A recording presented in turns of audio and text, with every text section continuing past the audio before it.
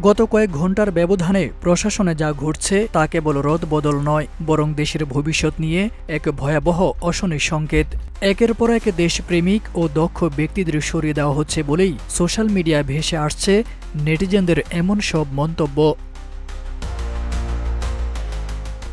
সবচেয়ে আলোচিত ঘটনাটি সেনাবাহিনীতে। লেফটেন্যান্ট জেনারেল কামরুল হাসানকে সেনাবাহিনী থেকে সরিয়ে পররাষ্ট্র মন্ত্রণালয়ে দায়িত্ব দেওয়ার খবরে নানা প্রতিক্রিয়া দেখা যাচ্ছে।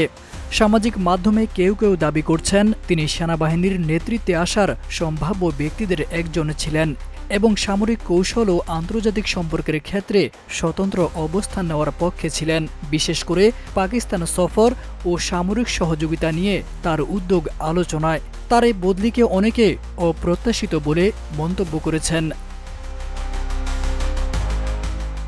শেখ হাসিনার আমলের নৃশংস গণহত্যার বিচারের সবচেয়ে বিশ্বস্ত কারিগর ছিলেন chief prosecutor advocate Tajul Islam. অন্তর্বর্তী সরকারের সবচেয়ে সফল এই মানুষটিকে এখন সরিয়ে দেওয়া হয়েছে।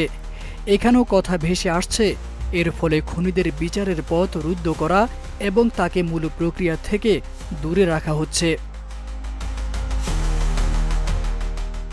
এর আগে ঢাকা বিশ্ববিদ্যালয়ের উপাচার্যের বিদায়, এরপরে সেনাবাহিনীতে রদবদল এবং রাতে চিফ প্রসিকিউটরের দায়িত্ব পরিবর্তনের খবর।